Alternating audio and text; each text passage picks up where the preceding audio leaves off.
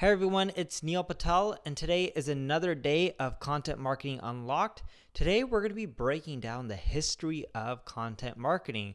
We actually have some really cool, fun, interesting stats for you that'll help you make your content better and, of course, get more traffic, which is the goal in the long run. As I mentioned, 4-week course. We're on week 1, and today we're going to be covering the history of content marketing. Content marketing has gone through a really long history, and I'll go into it in a bit. It really involves the same elements that have really improved over the years, but a lot of them are still the same elements, like storytelling. Storytelling is that age-old marketing technique that's been used for thousands and thousands of years. But nowadays, things have digitized, and there's a web and the internet because of that. There's also influencers, and the people who tell the stories make bigger of an impact, but you also had influencers back in the day as well. So where content marketing really started to take off is in 1895. John Deere published a magazine, Furrow, which was an architectural magazine, or agricultural magazine, sorry about that. And each issue reached millions of customers in just a few decades, making it a pioneer in content marketing. Now, this next example is one of my favorites, and this is the Michelin star. You know how you go to restaurants, there's Michelin stars, 1, 2, 3. And over the years, it's brands like Michelin that created this in the early 1990s or 1900s, sorry. And that was because they wanted more people driving around in cars. And here's another interesting concept, soap operas. And the reason they're called soap operas is because a lot of these dramas were sponsored by soap companies, and they aired during the day, and it was a partnership between radio and television programming, and they created a lot of these soap operas. Then you have digital marketing that enters the digital age because of Google, YouTube, Facebook, Bing, Yahoo, and the list goes on and on. People are now creating content in different forms like video, audio, and it's helped really spearhead things, and now everyone's consuming content even on devices like Alexa or Google Home. Here's a quote from Sergey Brin, one of the founders of Google. "We saw that 1,000 results weren't necessarily as useful as 10 good ones. We believed we could build a better search. We had a simple idea that not all pages are created equal. Some are more important." So when you're creating content, it's important to know, yes, there's different types, but you need to create amazing, awesome content, or else you're not going to do well in the long run. So whatever type of content you decide that you want to go with and choose, whether it's a blog post or a video or a course or ebook or a form, it doesn't matter. There's some things that you need to do if you fundamentally want to succeed. It first starts off by understanding your target audience. If you don't understand your customers' needs, what they want, their problems, how do you write to them? How do you end up creating content that sells and helps them, so in that way they have that loyalty towards you? By understanding your target audience and what they're looking for, you can better serve them, and that'll help you generate sales in the long run. So some things to look out for are the age, the demographics, the location, the language. What part in the buying process are these people in? Who has the spending power? Are they in the B2B sector, B2C? Are they a college student? Are they a high school student? Are they, a senior citizen? Whatever they may be, by understanding this, you're much more likely to create content that resonates to them.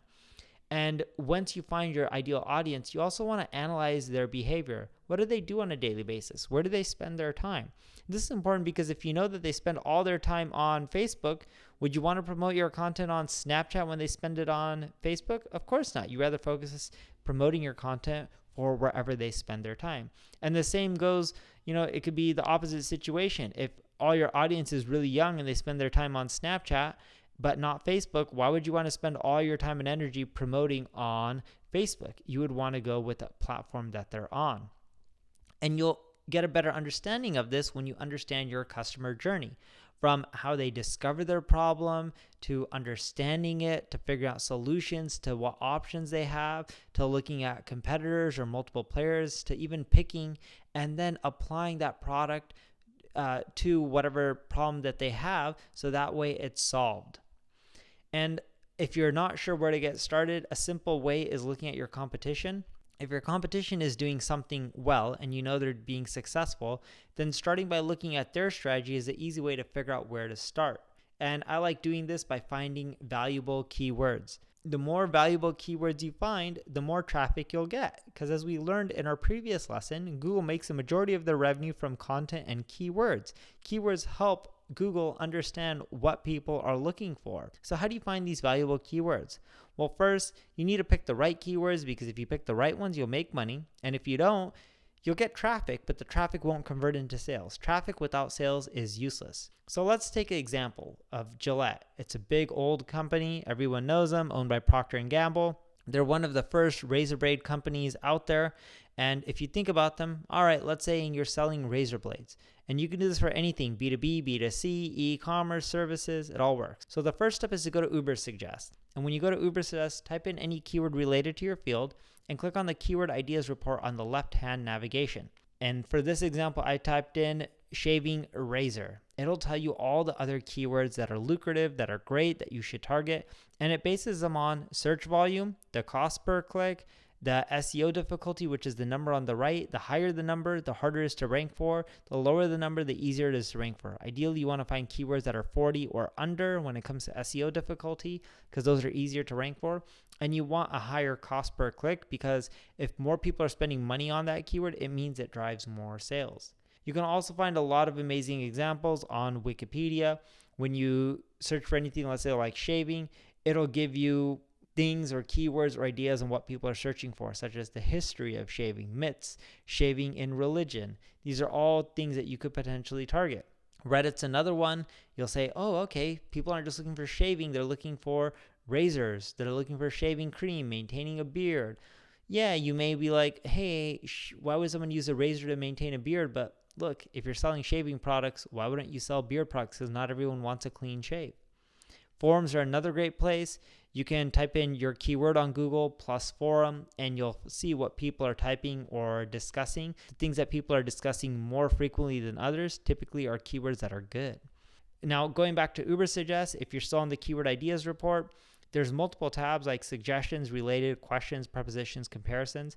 If you click the related tab, you'll find the most amount of keywords. You should definitely look here because it'll give you more ideas as well. Same concept, find keywords with a high cost per click and a low SEO difficulty. SEO difficulty is also stands for SD.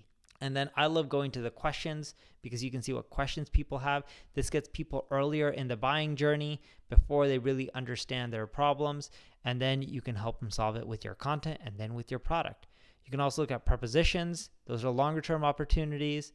And then, of course, there's Google Trends. Google Trends shows you if something's going up, down, seasonal, what other trending topics are there. Gives you more ideas of what to go after.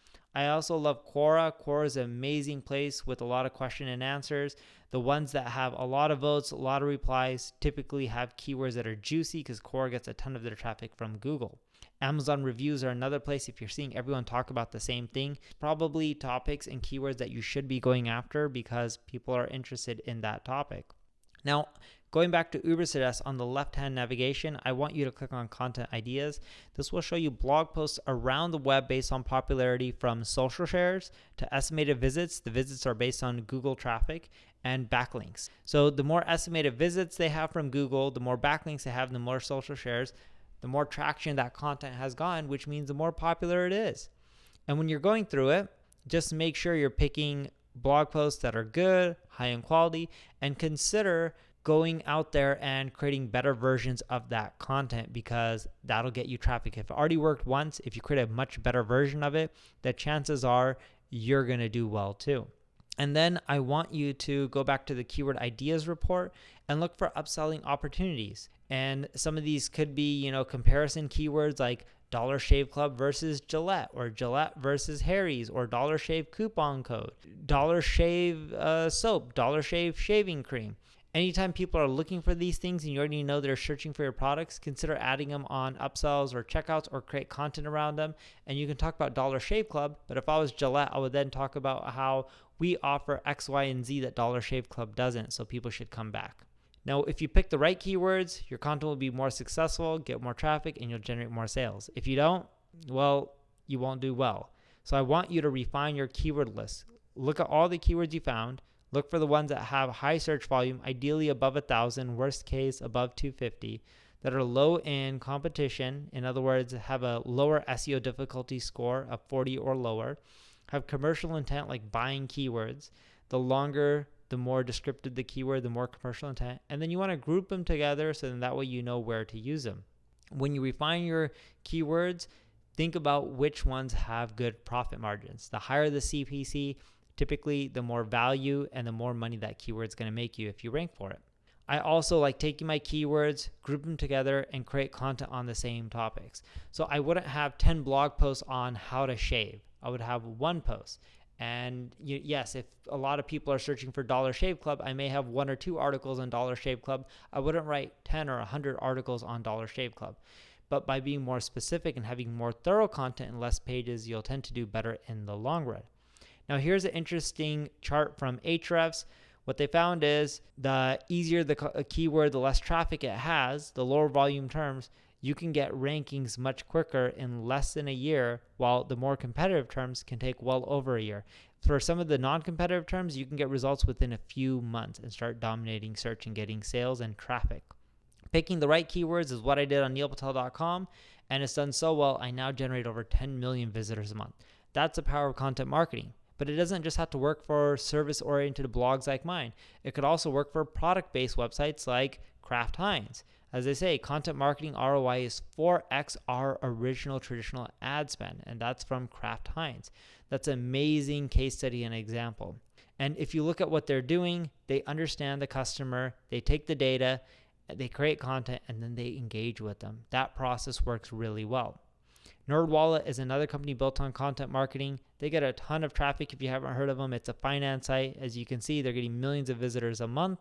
The guy who created NerdWallet creates really detailed content on saving money, getting better credit cards, loyalty programs, travel. And he lost his job, got laid off. He created NerdWallet with $800, and now it's worth over $500 million.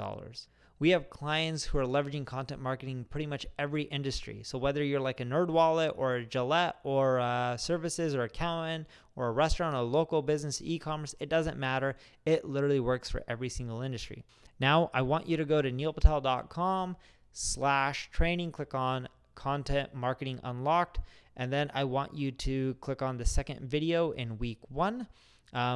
And what I want you to do is fill out these 2 lessons. The first one is the content steps, is to find and retain your keyword list. And the second one is a content outline template. So make sure you complete both of them. It shouldn't take you more than 30 minutes to do both of them.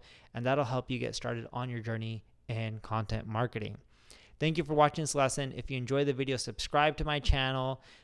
Leave a comment if you have any question. I'm there to help you out. Share it. Tell people about this free course.